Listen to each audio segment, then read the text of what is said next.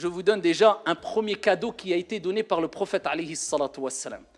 Pour celles et ceux qui désirent savoir qu'est-ce qu'il faut faire ou dire particulièrement pendant les 10 dernières nuits du mois du Ramadan. Très simple, le prophète alayhi salatu wassalam a répondu à l'interrogation de son épouse Aïcha radiyallahu anha wa ardaha lorsqu'elle l'a interrogé en lui demandant « Ya Rasulallah, ô messager d'Allah, si je tombe ici dans la nuit du destin, Laylatul Qadr, que dois-je faire, que dois-je dire ?»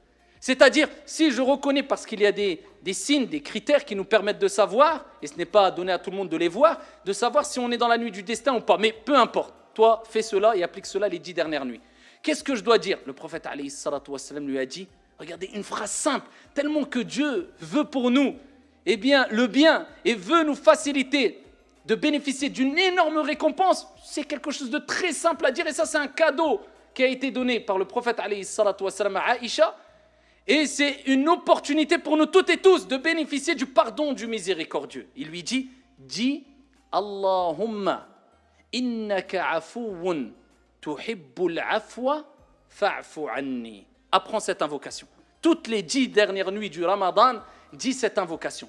Oh Allah, Allahumma al-asl, ici c'est Ya Allah, oh Allah, Allahumma innaka afouun, tu es celui qui est pardonneur, le grand pardonneur, tu reconnais.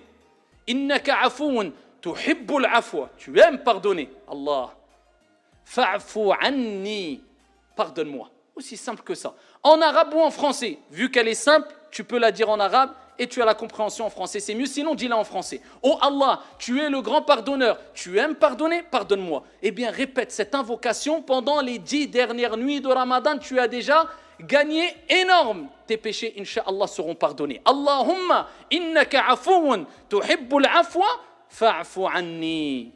Et ça, c'est un cadeau qui doit être pris en considération par toutes et tous. Et pour terminer, je vous donnerai 2-3 conseils pour les dernières nuits et dernières journées de Ramadan. Alors, beaucoup pensent qu'il faut faire énorme, comme je dis souvent. Non, mais garde ici une application que tu pourras garder après Ramadan et qui rapporte gros. Et wallahi, il n'y a pas besoin d'être quelqu'un de vraiment perspicace, savant, intelligent. Non, c'est très facile de ne pas oublier ce que je vais te dire.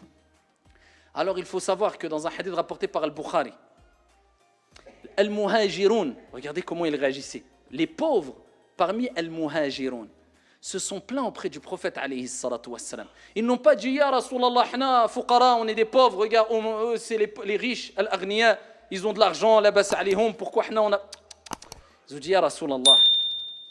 Ils ont dit les riches nous ont devancés. Ils nous ont devancés. Ils jeûnent comme on jeûne. On est pareil. Ils prient comme on prie.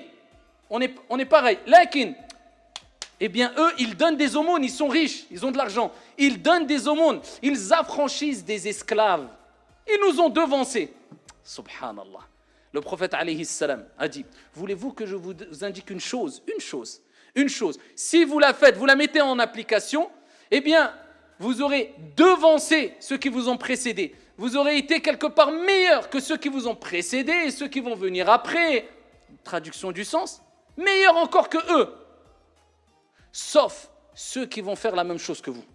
Allez, une chose, mieux que vous allez devancer les gens qui vont venir après, qui sont venus.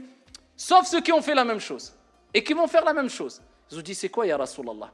Et là, le prophète alayhi salam leur a dit, simplement, regardez, simple, tout le monde peut le faire. Ne laisse jamais ça, tu vas avoir une récompense énorme. Tu feras partie des gens qui ont fait une chose qui personne ne pourra faire mieux que toi. Allahu Akbar. Sauf ceux qui auront fait la même chose que toi.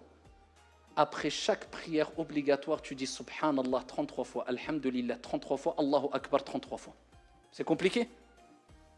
Khalas. C'est pas le... C'est Subhanallah, Subhanallah, Subhanallah, Subhanallah, Subhanallah, 33 fois.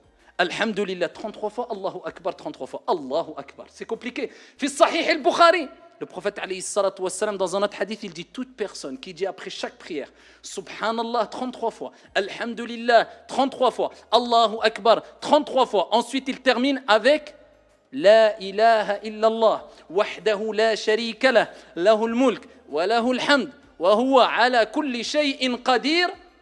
Tous ces péchés sont pardonnés, même s'ils sont aussi nombreux que l'écume de la mer. Khalas. Déjà, sache qu'après chaque prière, Allah il pardonne tous tes péchés. Compteur à zéro, incha'Allah tabaraka wa ta'ala. Après chaque prière, 5 fois par jour. Et là, tu vas le faire même après Salat al-Maghrib et l'Isha des 10 dernières nuits, et tu gardes cette habitude à vie.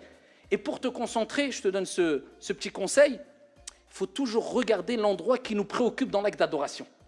Alors, pour ne pas être évadé, quand tu fais ton dhikr, si tu le fais avec un chapelet ou bien avec tes mains, les deux sont bons, les mains sont meilleures parce qu'ils vont témoigner au jour de la résurrection, mais les deux sont bons, eh bien, regarde tes mains, regarde comment tu fais le dhikr, subhanallah, subhanallah. Mais si tu ne regardes pas, tu vas regarder à droite et à gauche, regarde tes mains.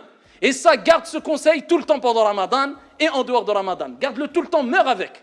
Wallah, sache psychologiquement, 5 fois par jour, Allah t'a pardonné tes péchés, même s'ils sont nombreux, aussi nombreux que l'écume de la mer. T'as déjà gagné beaucoup, alhamdulillah. Deuxième des choses particulièrement, pendant les 10 dernières nuits, je terminerai avec ça, chaque nuit, essaye de faire au moins Salat al-Isha en groupe. Celui qui prie Salat al-Isha, fi jama'a en groupe. Certains savants disent c'est à la mosquée, d'autres ils ont dit ça en groupe. Mais on a des mosquées, walillahi alhamd, soyons reconnaissants, en groupe. Eh bien, Allah tabaraka wa ta'ala te comptabilise comme si tu avais prié la moitié de la nuit. Ici, la moitié de la nuit en prière. Et si tu as fait le Fajr en groupe, la nuit entière en prière, Qiyamul Layl.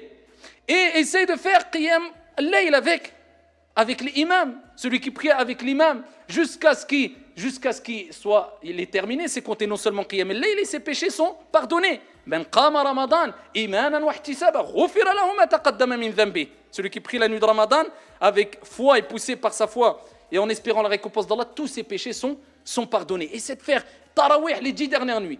Et pour terminer, essaie de faire une aumône, sadaqa. Même donner à manger à la mosquée, à des pauvres, à des étudiants, à des gens nécessiteux de l'argent pour un projet. Toutes les nuits de Ramadan, même 10 euros, même 5 euros, 100 euros, mieux que 83 ans. Si tu maintiens déjà ça, tes prières et tes actes obligatoires à l'heure et comme il se doit, avec le dhikr qui te permet de purifier ton corps et ton âme de tous les péchés, avec la prière de la nuit, avec une aumône, c'est magnifique. Tu as déjà fait énorme.